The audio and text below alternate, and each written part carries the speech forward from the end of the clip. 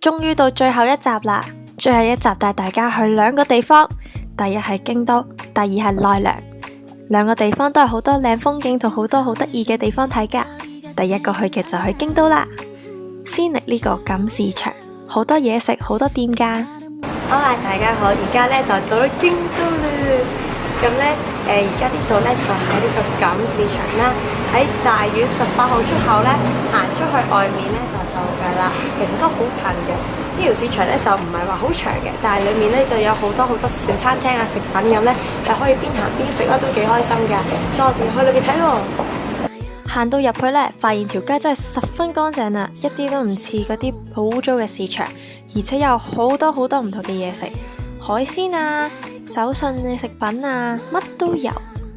仲有好多豆乳食品啊，嗰度好出名整豆乳食品，包括呢一間豆乳冬甩，我當然都要買返個啦。而家呢就買一袋10個豆乳冬甩啊，聽唔到啦。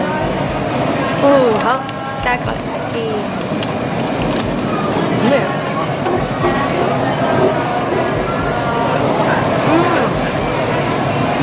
有啲似嗰個咧，油利酥啊嗰啲嘅感覺啦，但係咧佢有豆乳嘅味道。不過我覺得都幾得意，都幾好食嘅。而且佢咧每一個好細個咧，假設咧你咧唔想攞住行嚟食咧，可以買住，然之後帶埋佢帶出街。除咗呢個之外，嗰度仲有間 Snoopy 嘅殘屋添啊！有隻好可愛嘅 Snoopy 喺門口招手叫你入去睇啊！面市場都好多嘢食啊！呢個我唔知中文叫乜，你叫瓦拉 B， 即係餅啦。我哋嚟試一塊先。咦，佢都一支叉喎，咁樣嘅。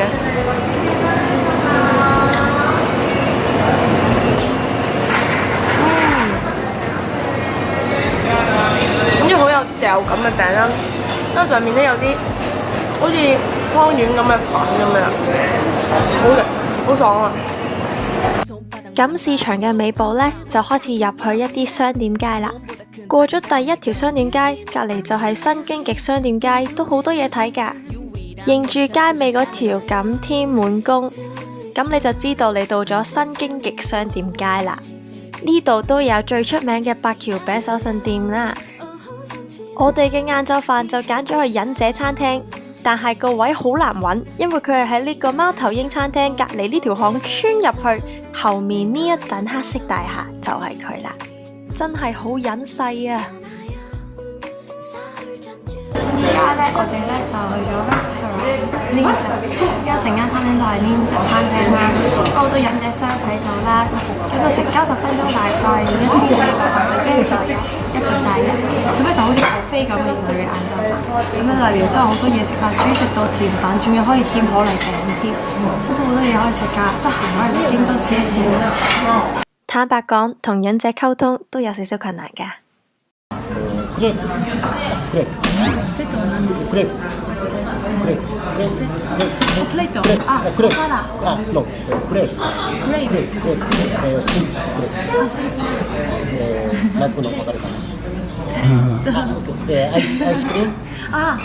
旬アイス、デザート、はい、オーダーでご用意してます。こちらもこちらでオーダーできます。クレープは難しいかなと。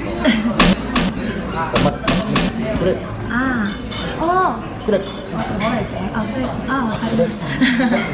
喂，小姐，你好似前排先啱啱喺東京食過可麗餅啫喎，咁快就唔記得？算啦，都去食嘢啦。無論喺呢度主餐、甜品、飲品定係小食方面，呢度都好多嘢食可以揀㗎。我個人幾滿意佢哋啲食品㗎。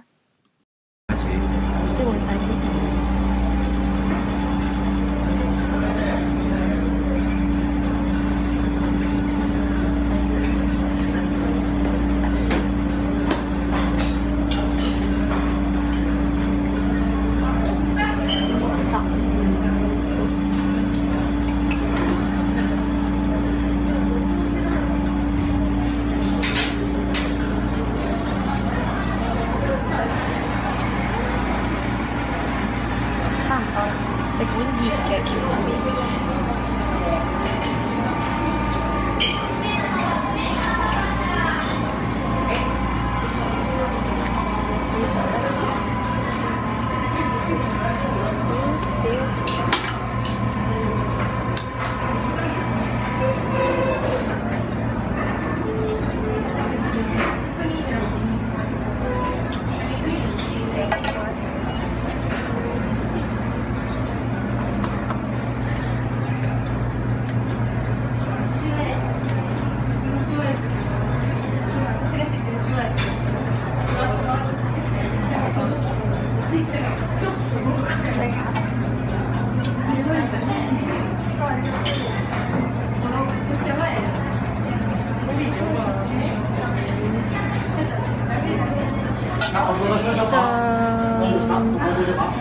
食飽飽，斜對面就有街行啦。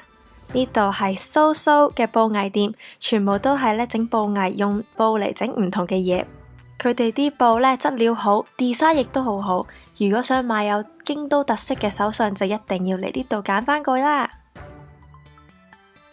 搭巴士過2個站就開始行紫園啦。紫園風景係好靚嘅，包括呢個白川啦，出名影相嘅靚景點嚟㗎。而家我哋就喺呢個白川啦，咁呢度就係紫園嘅白川啦。見到呢度都係花園小道，有啲小店咁啦。呢條路都係話呢頭整相好正嘅地方嚟嘅，所以都係值得大家去睇睇嘅。阿拉斯 fans 要注意啦！喺白川附近有一間店買呢個安ポネ嘅手信，曾經喺阿拉斯尼西亞嘅交級藍白度出現過㗎。佢係一個威化餅，但係係可以自己搽紅豆同埋奶油漿㗎，真係超級無敵好食，仲要唔係好甜，熱烈推介你去到京都一定要揾呢間店買。你睇下 Ono 你就知啦，連甜品部部長都認可嘅食品，點會唔好食呢？可惜我哋去嘅時候間鋪頭就裝修緊啦，但係附近地鐵站呢一間店 Sweet Spots 佢哋就暫時有段時間擺咗啲食物喺嗰度賣，所以就買到啦。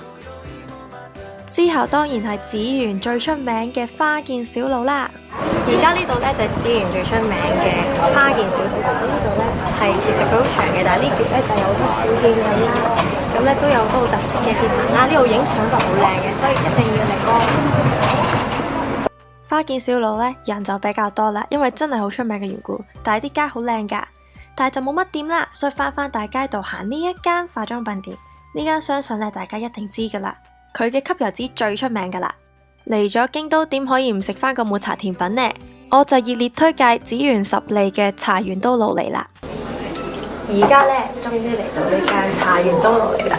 呢間嘢其實我哋4年前嚟京都嘅時候就好想喺京都站食嗰間店嘅，但係因為排隊要排成1個鐘定個幾鐘，所以就冇辦法食到。今次排咗20分鐘終於嚟到食啦。叫咗一個最出名嘅抹茶嘅巴菲啦，咁裏面都有好多料嘅，而且好大杯。咁我哋嚟試下啦。面頭呢個係 cream 嚟嘅，即係有啲油脂啦，底就係抹茶雪糕。連埋一嚿丸子一齊。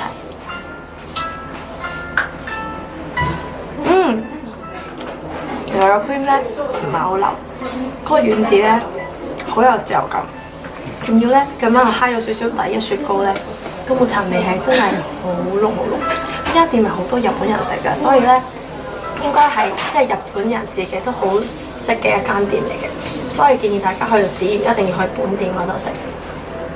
大家臨走前記住落樓下買佢啲茶包喎。其實紫園同河園町真係十分近，行路只係幾分鐘嘅事，所以我哋係行返去嘅。行過經過呢條河啦，都係好出名啦。沿住河邊出名有好多餐廳可以坐榻榻米。聽聞櫻花盛開嘅時候呢一條河邊嘅呢啲餐廳永遠都係 fully booked 噶，因為嗰度睇櫻花最靚啊嘛。而呢條街亦都出名有好多唔同餐廳，好好食嘅。我哋就冇食啦，你記住去試喎。之後我哋嚟到奈良啦，去奈良點可以唔去奈良公園度見下啲鹿仔呢？話咁快就周街都係鹿仔啦，尤其是係嗰啲鮮貝檔隔籬零舍多嘅。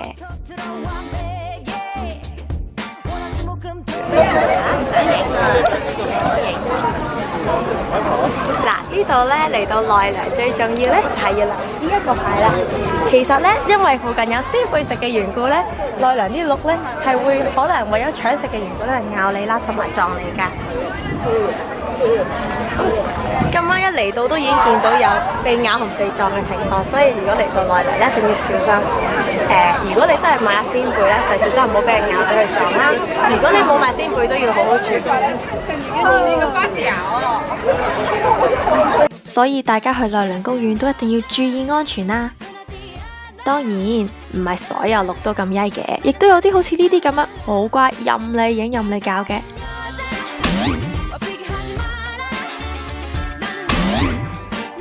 繼續往前行啦，今日去奈良公園之外呢，亦都有個景點要去，就係呢一個東大寺啦。沿路當然都係有好多可愛嘅小鹿啦。我冇嘢食啊，唔使望啊，冇嘢食啊，冇嘢食啊，冇嘢食又唔做。有人唔中意啲鹿，但都有人中意啲鹿，但啲鹿唔中意佢嘅。佢唔收啊！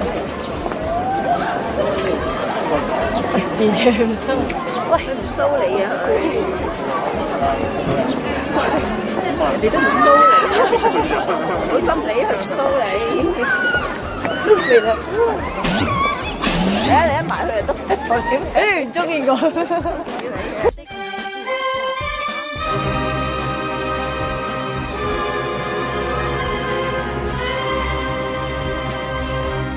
唉，都係繼續去東大寺啦。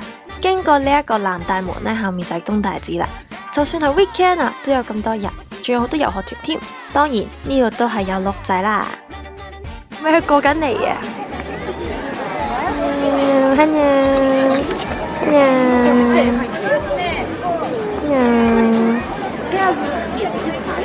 而家呢就係東大寺，呢個係東大寺門口啦。過咗南大門，有東大寺啊。呢個都係個好出名嘅呢個世界遺產啦，咁樣咧，除咗春日大社之外咧，呢度咧都係好出名嘅。因為今次咧就未必行到春日大社啦，就主要嚟咗呢個東大寺。咁呢度都係沿途都係好多人啦，亦都有好多學生喎，竟然 weekend， 仲有好多鹿喺附近，咁都係幾得意嘅。個東大寺嘅建築物咧真係好靚啊，而且咧附近嘅風景都好靚，遠處仲有個神社都幾得意噶，我哋都過咗去睇。翻嚟地鐵站附近呢，仲有條商業街添。但係我覺得對比其他商業街嚟講呢，奈良呢一個商業街就冇乜嘢睇啦。但係都有一啲好出名嘅店啦，包括呢間奈良小鹿賣手信一流啦，好多鹿嘅印咗喺上面嘅。仲有呢間中谷堂啦，佢最出名呢就係賣草餅啦，好多人買啊，而且呢食過一個覺得幾好食。但係好可惜食唔到呢一間腐皮嘅烏冬麵店啦，因為排晒長龍啊。唯有下次去再食啦。經過呢4集呢，就介紹咗俾大家大阪、京都同埋奈良最出名嘅幾個景點啦。唔知大家覺得點呢？會唔會好想去呢？我哋下一個旅程再見，拜拜。